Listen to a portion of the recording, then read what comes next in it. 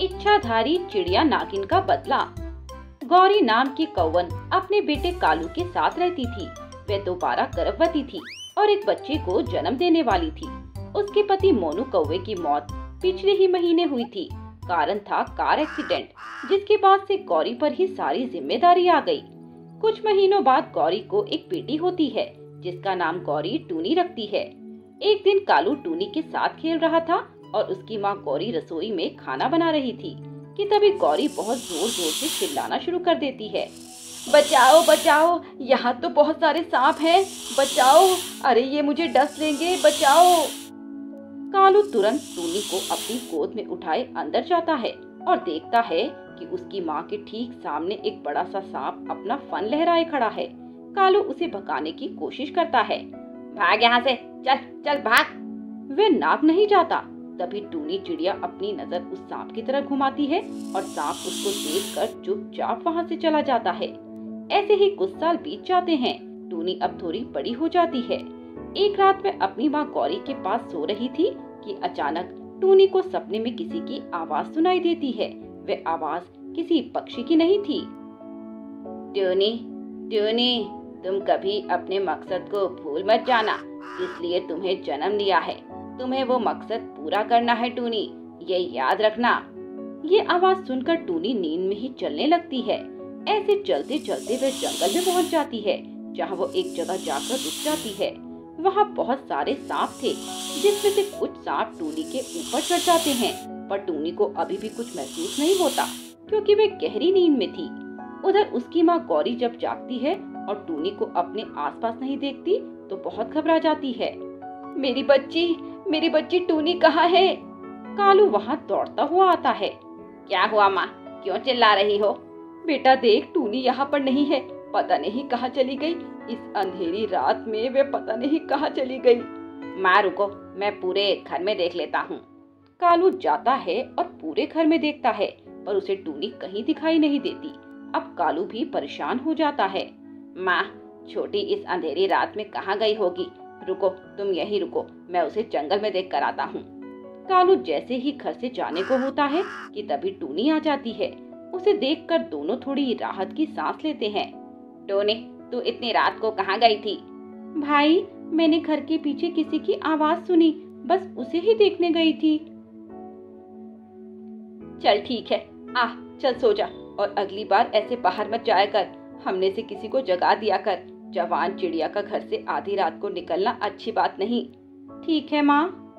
अब वे सभी सो जाते हैं और गहरी नींद में पहुंच जाते हैं कि तभी गौरी को वही आवाज सुनाई देती है जो कुछ देर पहले टूनी को सुनाई दी थी। गौरी, तूने जो किया उसकी सजा तुझे भुगतनी होगी। वो समय आने ही वाला है, बस तू देखती जा। गौरी एकदम से जाग जाती है और उसका गला सूख जाता है। ये कैसा सपना था? किसकी आवाज थी वो? कौन है? कौन है? गौरी चिल्लाती है पर कोई जवाब नहीं देता। इसीलिए गौरी फिर से सो जाती है, पर टूनी और गौरी को सोता देख कोई उसे देख रहा था, और वो था खिड़की पर बैठा एक नाग जो दोनों को एकटक देख रहा था। अगले दिन गौरी ये बात अपने बेटे को बताती है। कालू गौरी की सब बातें जानता था। अरे माँ, तुम खामखा चिंता कर रही हो। तुम्हें क्या लगता है कि वे सभी 18 साल पहले हुई बात का बदला लेंगे? पर गौरी डरी हुई थी, क्योंकि 18 साल पहले जो हुआ था वह उसे हमेशा याद आता था और गौरी को उससे बहुत डर लगता था। गौरी ये सब सोच ही रही थी कि तभी दरवाजे की घंटी बजती है और गौरी दरवाजा खोलती है। मैडम, आपका नाम गौरी है? हाँ बोलिए, क्या काम है? ये आपके नाम का एक पार्सल आया है। ठीक है, लाओ दो।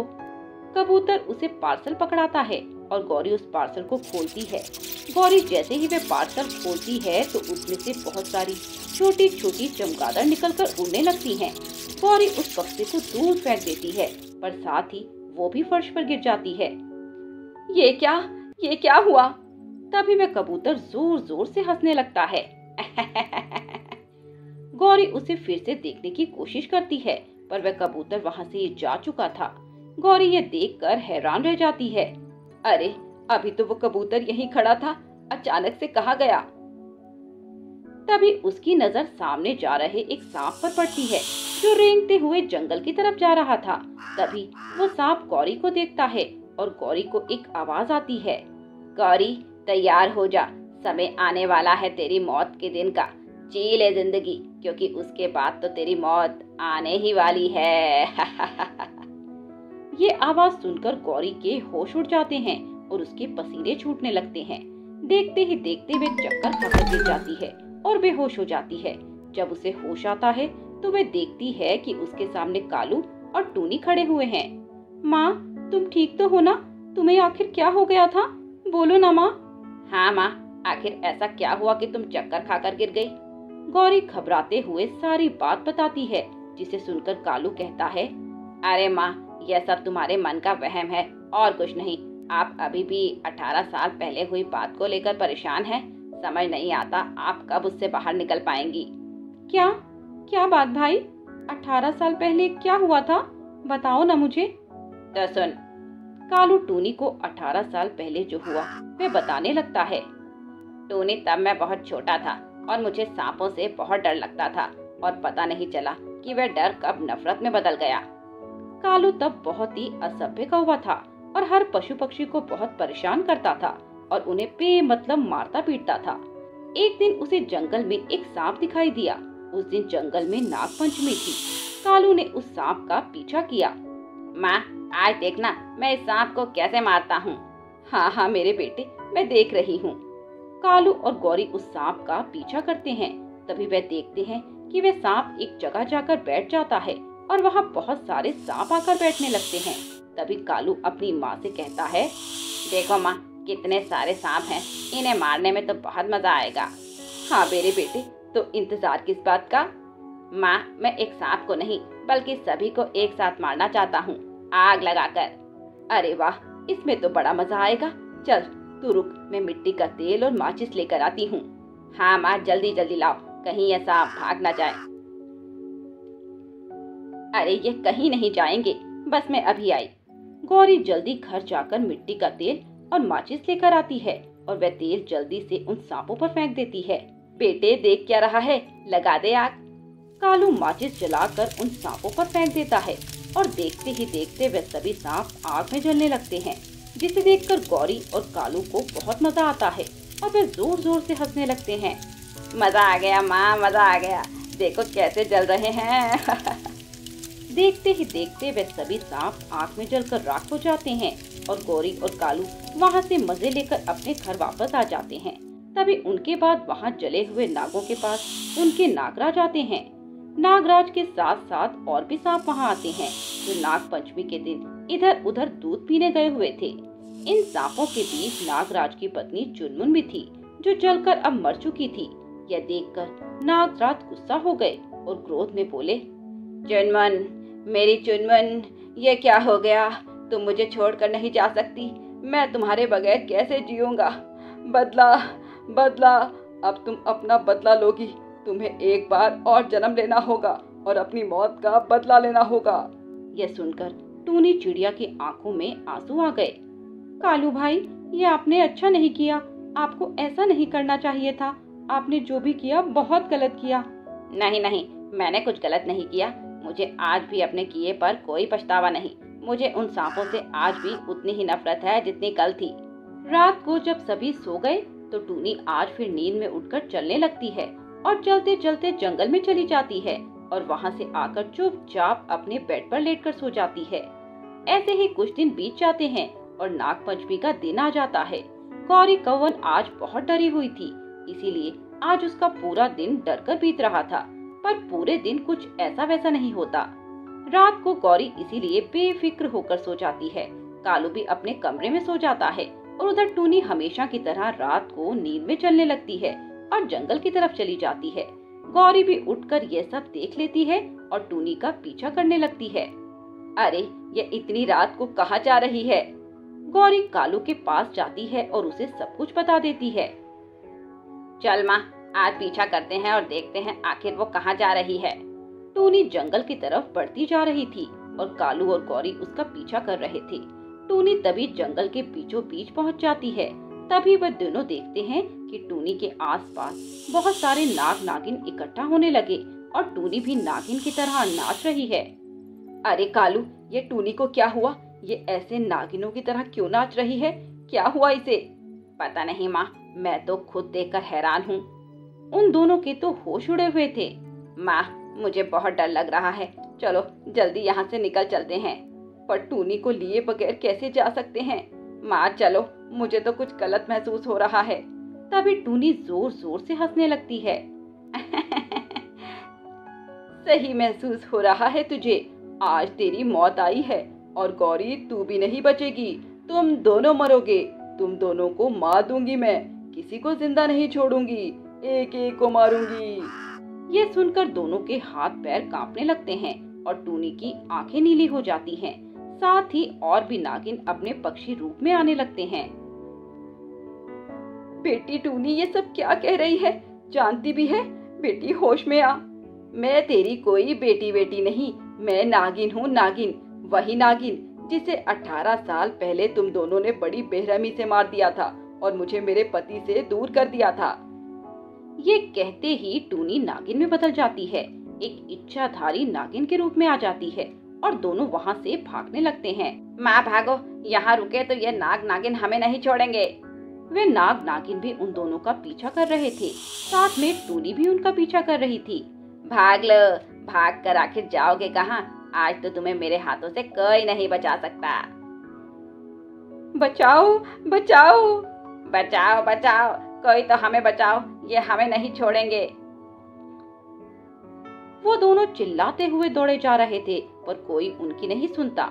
वे दोनों एक पत्थर से टकरा कर गिर जाते हैं।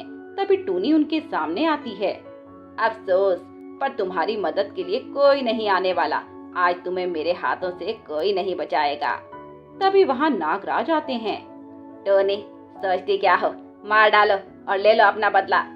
टूनी नागिन उन्हें तुरंत डस लेती है और उन दोनों के शरीर नीले पड़ने लगते हैं और उनके शरीर में एक आग सी लगने लगती है। अब पता चला कि आग में जलना क्या होता है। किस तरह उस दिन तुम दोनों ने बेरहमी से मुझे मार दिया था। टूनी का बदला पूरा हो जाता है और वह नागराज के साथ वापस अपनी दुनिया में लौट जाती है और इससे वे दोनों अपनी जिंदगी की एक नई शुरुआत करते हैं। श्यामपुर के शहर के जंगल में टूनी चिड़िया अपनी सास लूसी कबूतरी और पति सोनू कबूतर के साथ रहती थी। टूनी का पति एक ऑफिस में पियोन का काम करता था। उसकी महीने की तनख्वाह 5000 रुपए थी, जिसमें घर का खर्च चलाना बहुत मुश्किल हो जाता था। पर टूनी जैसे तैसे उन्हीं पैसों में घर चलाती थी। टूनी को पेड़ पौधों का बहुत शौक था। उसने अपने घर के आंगन में तरह तरह के पेड़ पौधे लगाए हुए थे और वह रोज उनका बहुत ख्याल रखती थी। उन्हें अपने एक बच्चे की तरह पालती थी। टूनी की सास लूसी को उसका ये पेड़ पौधों का शौक बिल्कुल भी पसंद नहीं था। वह टूनी को जब भी पेड़ों के पास देखती तो उस पर चिल्लाने लगती। उसको लगता था कि टूनी इन पेड़ पौधों में पैसों की बर्बादी करती है। एक दिन टूनी कुछ गुलाब के पौधे खरीद कर लाती है। ये लो, फिर ले आई महारानी पेड़। अरे इतने पेड़ लगाकर कहाँ जाएगी और इसे खरीदने के पैसे कहाँ से मिले तुझे? माँ जी, वो आंगन में मिर्ची का पेड़ है ना, उस पर लगी कुछ मिर्ची पास के चुनमुन आंटी ले गई थी। उसके बदले में उन्होंने मुझे 50 रुपए दिए और उन्हीं 50 रुपए में ये गुलाब का पेड़ ले आई। यही मिला तुझे लाने को, कुछ और नहीं मिला था? भाई तूने तो नाक में दम कर दिया। पूरे आंगन में पेड़ ही पेड़ लगा रखे हैं, पूरे घर का बगीचा बना रखा है। पता नहीं इतने पेड़ लगाकर कहाँ जाएगी। जितना पैसा तूने इन पौधों में बर्बाद किया है ना, उतने पैसों में हमें घर खरीद लेते। कोई देखता होगा तो क्या सोचता होगा, कितने पागल हैं इस घर में रहने वाले लोग। चलने तक की जगह नहीं छोड़ी। सोनू के सारे पैसे तूने यहीं उड़ा दिए हैं। माँ जी, आप तो खामखा मेरे पेड़ों के पीछे पड़ी रहती हैं। और वैसे भी मैं जो ये पेड़ पौधे खरीद कर लाती हूँ, ये मैं अपने पैसों से लाती हूँ। कभी कोई मिर्ची ले जाता है तो कभी कोई फूल ले जाता है और बदले में मुझे पैसे दे जाता है। बस उसी पैसों को जोड़ जोड़ कर मैं ये पेड़ खरीद कर लाती हूँ। इनके बीच रहने में मुझे बहुत सुकून मिलता है। ऐसा लगता ही नहीं कि हम शहर में रह रहे हैं, गांव जैसा लगता है। आपको तो पता है ना मुझे पेड़ों से कितना लगाव है। तुझसे तो बात करना ही बेकार है। तू कहाँ किसी की सुनती है, करती तो अपने मन की ही है। ऐसे ही 2 दिन बीत जाते हैं। एक दिन रामू बनिया टूनी के घर आता है। रामू बनिए से टूनी का परिवार उधार पर राशन लेता है। अरे सोनू, कहाँ है भाई? क्या हुआ रामू भाई, कुछ परेशानी है क्या? दिक्कत तो है ही। सोनू ने 6 महीने से मेरा राशन का पैसा नहीं दिया। कहता है अगले महीने दे दूंगा, फिर अगले महीने और अगले महीने। अरे भाई, मेरा भी घर परिवार है, मुझे भी चलाना है। ऐसे करते करते 5,000 रुपए हो गए हैं उधार के। इसीलिए मैं आज कहने आया था कि आगे से कोई राशन नहीं देने वाला जब तक मेरा पीछे का बकाया नहीं चुका देता। रामू भाई, हम पर थोड़ा रहम खाओ, हम बिना राशन के तो मर जाएंगे। हमारे पास सच में पैसे नहीं हैं, अगर होते तो आपको दे देते। मैं कब राशन देने से मना कर रहा हूँ? पीछे के सारे पैसे चुका दो और ले जाओ नया राशन। और ये क्या, घर में तो बहुत पेड़ पौधे लगा रखे हैं तुम लोगों ने, उन्हें खरीदने के लिए पैसे हैं तुम लोगों के पास, पर मेरा पैसा देने के लिए नहीं है। पैसे दे जाओ और राशन ले जाओ, सीधी सी बात है। रामू वहाँ से चला जाता है। टूनी और उसकी सास उदास हो जाती हैं। घर में अन्न का एक दाना भी नहीं बचा था और अब तो रामू ने राशन देने से भी मना कर दिया। तभी वहाँ सोनू आता है और दोनों उसे सारी बात बताती हैं। देख, आज तेरी वजह से हमें ताना मार के चला गया। वो भी तो सोचता होगा कि पेड़ पौधों में खर्च करने के लिए इनके पास पैसे हैं, पर मेरे पैसे देने के लिए नहीं। बहू, अब तू थोड़ी सुधर जा। माँ, इसमें टूनी के पौधों की क्या गलती? क्यों तुम खामखा उसके पीछे पड़ी रहती हो? मैं अभी मालिक के पास जा रहा हूँ कुछ एडवांस लेने, उससे मैं उस रामू के कुछ पैसे तो चुका दूंगा और कुछ राशन ले आऊंगा। सोनू वहाँ से चला जाता है। बेचारी टूनी अपनी सास की बातें सुनकर बहुत उदास हो जाती है। उधर आंगन में लगे पेड़ पौधे भी ये सब बातें सुन रहे थे और आपस में बातें कर रहे थे। देखो, बेचारी टूनी को हमारी वजह से कितना कुछ सहना पड़ता है। उसकी सास उसे हमेशा ताने देती रहती है। हमें उसके लिए कुछ करना चाहिए। क्या ख्याल है दोस्तों? तुम सही कह रहे हो, टूनी हमारा बहुत ख्याल रखती है। समय समय पर हमें पानी और खाद भी देती है और हमारा अपने बच्चों की तरह ध्यान रखती है। हमें भी उसके लिए कुछ करना चाहिए। पर क्या हम उसकी कैसे मदद कर सकते हैं? मैं उसकी मदद अपनी बैंगन से कर सकता हूँ। मेरे ऊपर लगे बैंगन को बेचकर टूनी को पैसों की मदद हो सकती है। पर मैं अभी बहुत छोटा हूँ, मेरे ऊपर अभी फल नहीं लग सकता। पर अगर तुम सब मेरी मदद करो तो हम सभी टूनी के लिए कुछ कर सकते हैं। कैसी मदद? बोलो, हम टूनी के लिए कुछ भी कर सकते हैं। तुम सभी अपनी अपनी शक्ति मुझे दे दो, जिससे मैं आकर जल्दी बड़ा हो जाऊंगा और मेरे ऊपर खूब सारे फल लगेंगे। देखना, कल सुबह ही मैं टूनी को कई सारे बैंगन दे दूंगा। वे सभी रात को उस बैंगन के पेड़ को अपनी कुछ शक्तियाँ दे देते हैं, जिससे रात में ही वह पेड़ आकार में बड़ा हो जाता है और उस पर ढेर सारे बैंगन लग जाते हैं। अगली सुबह जब टूनी उन पेड़ों को पानी देने आती है तो बैंगन के पेड़ पर लगे बहुत सारे बैंगन देखकर हैरान हो जाती है। अरे, ये बैंगन का पेड़ रात रात में इतना बड़ा कैसे हो गया? और इस पे इतने सारे बैंगन, वो भी रात रात में, ये कैसे हो गया? तभी वहाँ सोनू आता है। टूनी उसे भी अपने बैंगन दिखाती है। मैं तो ये सब पर इतना ध्यान नहीं देता टूनी, पर अगर तुम कह रही हो तो सच में ऐसा हुआ होगा। वैसे टूनी, मैं रामू का 3 महीने का कर्ज तो उतार आया हूँ, बाकी का बचा भी धीरे धीरे उतार दूंगा। ये लो आटा, अभी के लिए उसने बस यही दिया है। मैं आज अपने ये बैंगन बनाती हूँ, देखूं तो जरा स्वाद कैसा है। टूनी वहाँ के सारे बैंगन तोड़ लेती है और उनका बैंगन का भरता बनाती है। सभी बैंगन का भरता खाकर उसकी बहुत तारीफ करते हैं। टूनी, तुम्हारे बैंगन का भरता तो बड़ा ही लाजवाब बना है। इसमें कोई खास मसाला डाला है क्या? नहीं नहीं, मैंने कोई खास मसाला नहीं डाला, हमेशा की ही तरह बनाया है। शायद ये मेरे बैंगन पेड़ पर लगे हैं, इसीलिए इतने अच्छे हैं। देखो तो जरा, 2 बैंगन क्या पेड़ पर लगाए मारे खुशी के बावली हो जा रही है। अब देखना, अगले साल ही होंगे। वे सभी खाना खा लेते हैं। अगली सुबह टूनी जब फिर अपने पेड़ों को पानी देने जाती है तो देखती है कि आज फिर से बैंगन के पेड़ पर नए बैंगन लग गए। टूनी ये देखकर हैरान हो जाती है। उसने कल ही तो सारे बैंगन तोड़ लिए थे, फिर ये नए बैंगन रात रात में कहां से आ गए? तभी वह बैंगन का पेड़ टूनी से कहता है, टूनी, मैं कोई आम पेड़ नहीं हूँ, मैं अब एक जादुई बैंगन का पेड़ बन गया हूँ। मेरे सभी पेड़ साथियों ने मुझे अपनी अपनी शक्तियाँ देकर जादुई बना दिया। अब तुम्हें हर रोज मेरे ऊपर कई बैंगन मिलेंगे। तुम इन बैंगनों को बेचकर अपनी मदद कर सकती हो। तुम्हें पैसों की जरूरत है, वो पैसे तुम ये बैंगन बेचकर कमा सकती हो। तुमने ये सब मेरे लिए किया, तुम्हारा बहुत बहुत शुक्रिया। मैं आज से बैंगन बेचना शुरू कर दूंगी। टूनी ने अपने वो बैंगन बेचने शुरू कर दिए। इससे उसको कमाई भी होने लगी। बेचने के साथ साथ टूनी उन बैंगन कई पक्षियों में भी बांट दिया करती थी। धीरे धीरे टूनी का बहुत फायदा होने लगा। बैंगन बेच बेच कर उसने काफी पैसे कमा लिए, जिससे उसने सबसे पहले रामू बनिए का उधार चुकाया। अब उसकी सास भी उससे बहुत खुश रहने लगी। बहू, मुझे तो लगता था कि तेरे ये पेड़ पौधे बेकार हैं, तू इसमें केवल पैसों की बर्बादी ही करती है, पर आज मुझे लगता है कि मैं बहुत गलत थी। आज इन्हीं पौधों ने हमारी किस्मत बदल दी। रामू का उधार इन्हीं बैंगनों को बेचने से ही चुका पाए हैं। आज टूनी बहुत खुश है। उसकी खुशी का कारण हम सभी हैं। अगर हम सभी मिलकर ये सब ना करते तो आज ये दिन ना आता। इसमें कभी कामयाब नहीं हो पाते, इसीलिए ये हम सभी की जीत है। टूनी ने बैंगन बेच बेच कर वहीं घर खरीद लिया जहां वो रहती थी।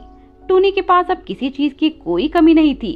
उसके पास आज सब कुछ था, पर आज भी टूनी अपने बैंगन बेचती थी, क्योंकि उसको लगता था कि आज वो जहाँ भी है उन्हीं बैंगन की बदौलत है।